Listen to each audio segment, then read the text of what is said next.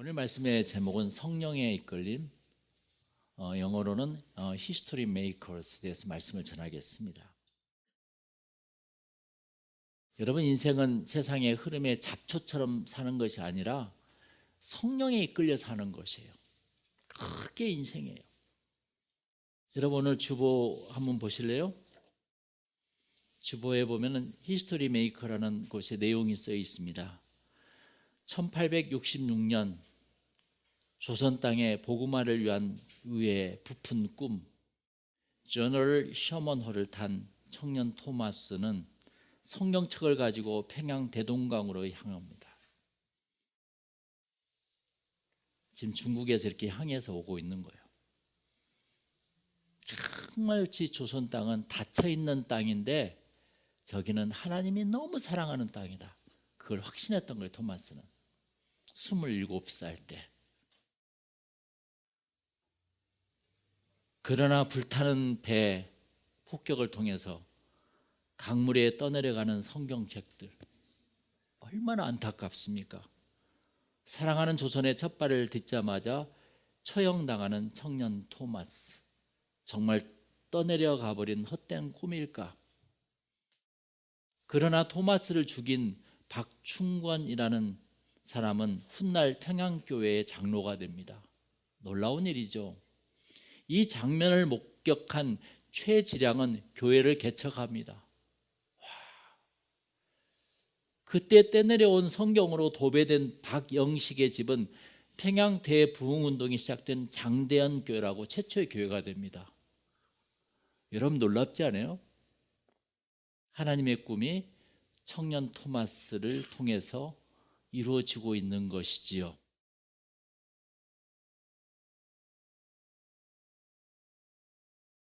당신은 청년입니까? 제가 묻는 거예요.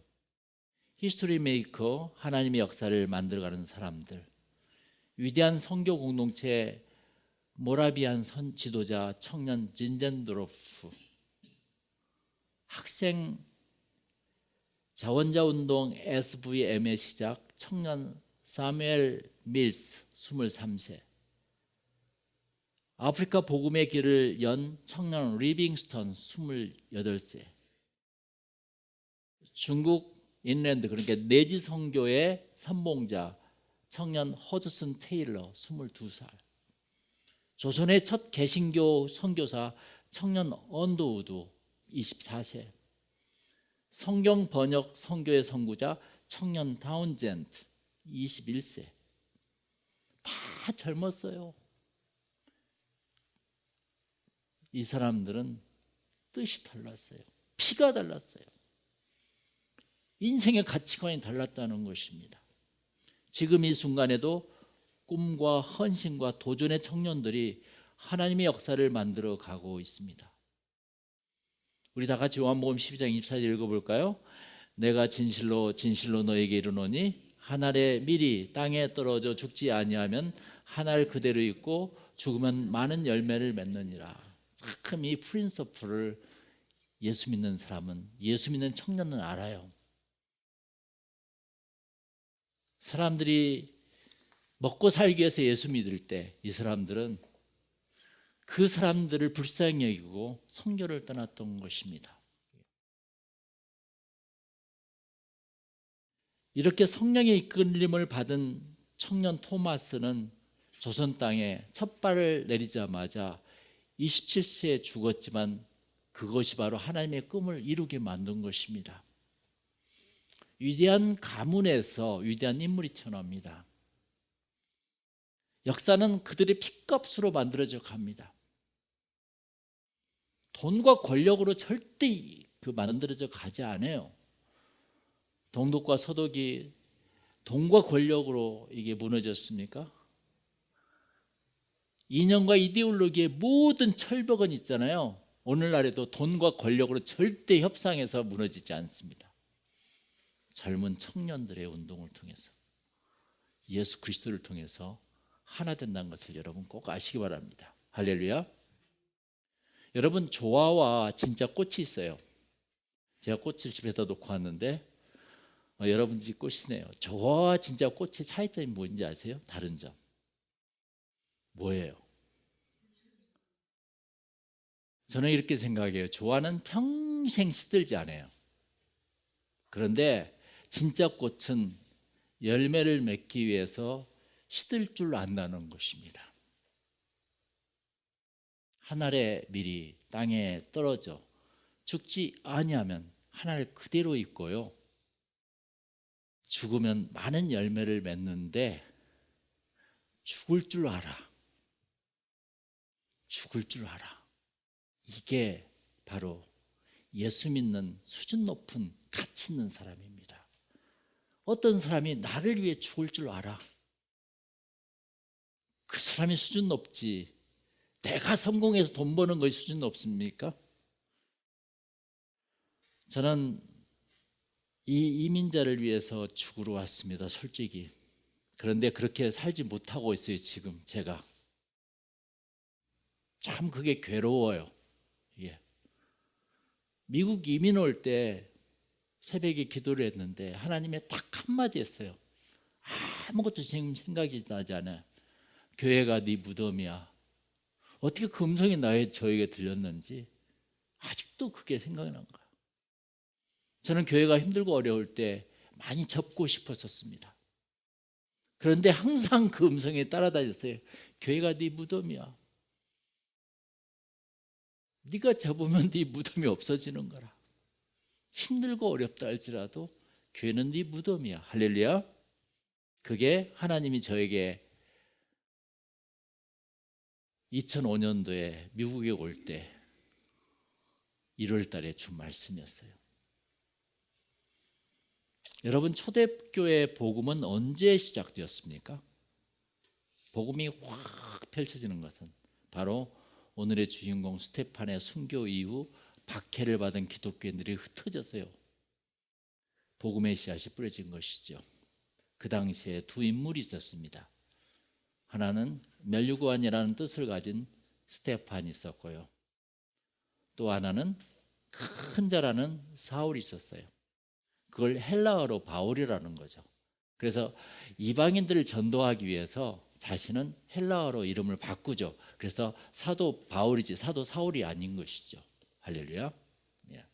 이 두 사람은 이방 태생의 헬라파 유대인으로서 사실 가멜리엘 문화생으로 수학했던 제자들이었습니다.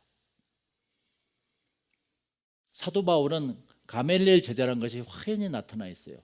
그러나 스테판은 잘 나타나지 않았는데 전승이나 콥트 역사서에서는 사도 바울뿐만 아니라 바나바, 그 다음에 스테판도 그 문화생으로 알려져 있습니다. 유대교 최고의 학자 가멜리엘을 모르면 안 되는 것이죠. 성경에 나오죠. 사도행전에. 모든 백성에게 존경을 받았습니다. 이 사람 말은 한마디로 헌법이었었어요. 그 당시에. 로마 시민권자로 헬라 철학을 가진 사울은 가말리엘을 만나서 지독한 유대교인이 됩니다. 그런데 신기하게 스테판은 지독한 기독교인이 돼요. 두 사람을 쌍벽을 이루는 것이죠. 이 두 제자 사울과 스테판은 결국 순교를 하게 됩니다. 이 순교자들처럼 사람은 역사를 바라보는 역사 인식이 있어야 돼요. 이 젊은이들에게 이 역사 인식이 없으면 있잖아요. 인생이 너무 싱거워. 그냥 왜 사는지를 모르고 가는 거라. 스테판은 예루살렘 교회에서 7 제사 중에 한 사람으로 뽑힙니다. 이게. 그래서 교회 내에서는 성실한 인품에 학문과 지혜를 겸비하고 또한 신임을 받았던 사람이죠. 이게. 그는 지혜가 뛰어나고 성경 해석에 능통했습니다. 그가 성령의 이끌림을 받아서 순교하면서 전한 이 사도행전 7장이 역사 설교인데 그 시대 사람들에게 폭발적인 변화를 갖게 했던 말씀입니다. 거기서 얼마나 많은 사람이 뒤집어진지 몰라요. 이게. 스테판의 순교 이후에 기독교는 핍박을 받게 되었습니다. 이때 일어난 핍박으로 인해서 예루살렘만 몰려있던 교회가 세상으로 흩어져 나가 복음을 전하게 되었죠. 이 자체도 하나님의 전략이었습니다. 할렐루야. 여러분, 오늘 말씀 57절 58절 한번 읽어볼까요?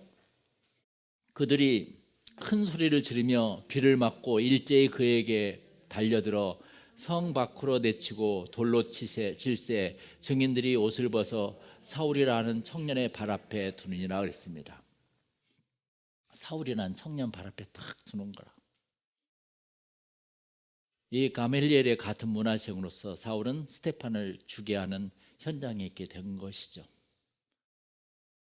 사울은 스테판같이 지독한 이단자는 죽어 마땅해 생각했던 거예요. 마음속으로 다짐하고 있었던 것입니다. 사울의 마음 한구석 속에서는 오늘 그 6장 15절에 있던 그 얼굴이 천사의 얼굴과 같더라. 모든 사람이 그렇게 생각했어요. 그런데 왜 저 사람 얼굴은 천사같이 밝을까?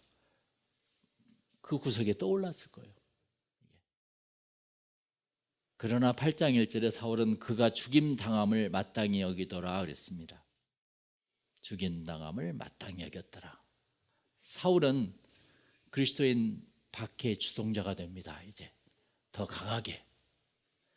그리고 스테판의 죽음 이후에 어느 날 사울은 다메섹의 그리스도인들을 죽이러 집으로 가다가 주를 뵙고 회개하여 사도가 되는 것이죠. 그러죠? 다메섹 도상에서의 예수님과 만남. 우리 토요일 날 배울 거예요. 예수님과 만나야 돼, 사람은. 그러면 사람이 확 뒤집어져. 그로 인해 사울은 성령의 이끌림을 받습니다. 히스토리 메이커가 되는 거예요. 그때부터. 주님을 만나야만이 젊은 청년이 확 뒤집어져요. 이게. 바울은 그날 스테판의 죽음에 참여했을 것입니다. 그리고 사도 바울은 스테판이 다 하지 못한 복음의 밧돈을 자기가 받아듭니다. 스테판, 이제 내가 뛸게. 이렇게. 얼마나 눈물이 났을까요? 토마스를 죽인 박충관이 참여하고 평양교회 장로가 되어 주를 섬기듯이 누군가의 희생하는 그 자리에서 생명의 꽃을 피우는 것입니다. 이것이 바로 복음의 씨앗이라는 것이에요. 누군가 희생해야만이 그 속에서 열매가 맺는다는 것이 예수님께서 하셨던 말씀입니다. 하늘의 밀알이 땅에 떨어져 죽으면 많은 열매를 맺는다는 것입니다. 젊은 청년들이요, 잡초가 되지 말고 하늘의 밀알이 되시기를 축원합니다. 할렐루야. 토마스 선교사가 배고파서 조선 땅에 갔을까요? 아니면 출세하려고 그 가난한 땅을 자진해서 갔을까요? 아니, 조선 땅은 땅값이 싸다는데 부동산 투기하러 갔습니까? 여러분들은 어떻게 생각합니까? 이런 하나님의 꿈을 가진 히스토리 메이커가 역사를 만들어 가는 거예요. 그리고 세상 사람들의 모든 것은 그냥 죽어서 없어져 버려요. 그냥 돈이 있든 많든 권력을 많이 갖든 그냥 죽으면 끝인 거라. 그러나 이 사람은 계속 말씀 안에 살아가잖아요. 사람이 한 푼 벌려고 살아가는 것이 아닙니다. 가난해도 힘들어도 어려워도 남을 위해서 조국을 위해서 살아간다면 역사를 만드는 히스토리 메이커가 되는 것이죠. 할렐루야. 그게 바로 예수 믿는 젊은 청년들의 삶입니다. 우리가 자녀들에게 후배들에게 남길 수 있는 유산은 물질이나 돈만 있는 것이 아니에요. 이러한 역사인식을 남겨주고 헌신과 희생을 유산으로 남겨주는 것이 얼마나 중요한 것입니까? 여러분, 돈만 주면 어떻게 되는지 아세요? 자녀들에게 탕자가 되어 돌아옵니다. 기도하는 법을 가르쳐주고 힘들어도 웃는 법을 가르쳐주고 겨우 살아가는 법이 아니라 사랑하는 법을 가르쳐주고 예수를 믿으려면 공부를 하려면 사업을 하려면 어떻게 해야 하는지를 똑바로 가르쳐주는 것이 바로 우리들 아니겠어요? 여러분, 여기에 빵이 있다 생각해 보세요. 이 빵이 있잖아요. 내가 먹으면 빵이야. 근데 이것을 힘들고 어려운 사람들한테 내가 주면은 그게 생명의 빵으로 변한다는 거 아세요? 놀라운 거예요, 그게. 여기에 내 지갑에 있는 돈은 내가 있으면 돈이야, 크레딧이야. 근데 이것을 내가 주를 위해 사용하고 내가 남을 위해서 사용할 때 이것은 엄청난 큰 재산이 된다는 것입니다. 이게. 똑같은 빵인데 내어주는 빵. 그래서 성찬의 빵이 다르다는 것이에요. 이것은 그냥 빵이 아니라 주님께서 우리에게 주신 내어주는 생명의 빵이라는 것입니다. 할렐루야. 내어줄 줄 안다는 거. 그 사람은 큰 재산가입니다. 오늘 본문의 스데판은 이렇게 말씀합니다. 우리 51절 한번 읽어볼까요? 다시. 목이 곧고 마음과 귀에 할례를 받지 못한 사람들아, 너희도 너희 조상과 같이 항상 성령을 거스리는도다 그랬어요. 목이 곧아서 stiff necked, 정말 이 귀가 이 마음이 할례를 받지 못해서 항상 크로스돼 있어요. 순종을 못하고 성령을 거스렸다는 것입니다. 이게 그게 바로 너희들 유대인들이라는 것이었어요. 52절 보세요.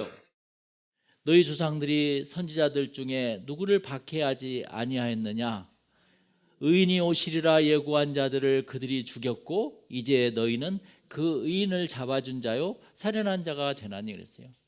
여러분 선지자서를 보세요. 다 잡아 죽였잖아. 하늘이 보낸 사람을 다 잡아 죽였어요.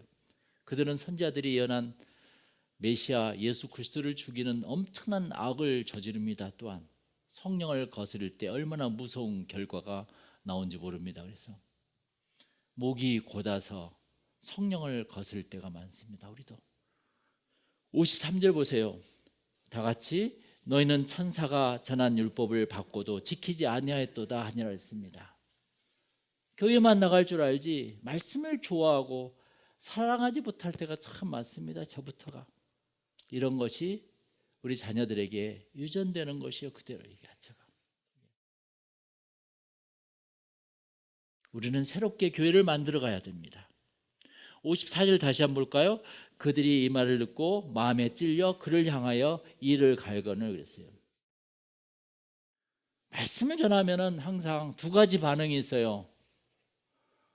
마음에 찔린 사람이 있는가 하면 말씀을 거부한 사람이 있고, 너 말씀 전해라 나는 나대로 갈란다 하는 사람이 있고 그래요. 이게 전도할 때 예수를 믿겠다고 하는 사람이 있는가 하면 목이 곧아서 거부한 사람들이 있습니다.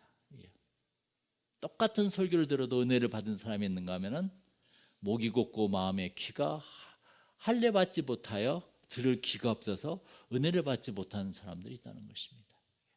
세상 사람들이 말하는 민감한 반응을 보이나 하나님의 말씀에 무덤덤한 반응을 보이는 이들을 성령이 떠나버린 세속적인 기독교인이라고 말합니다. 여러분 55절 보세요. 다 같이 시작. 스데판이 성령 충만하여 하늘을 우러러 주목하여 하나님의 영광과 및 예수께서 하나님 우편에 서신 것을 보고 그랬어요. 스데판이 성령을 충만합니다. 여러분 성령의 충만됨이 있잖아요. 첫 번째가 이 복음에 대한 확신과 구원에 대한 확신이 분명해져요. 흔들림이 없어지는 것입니다. 이게.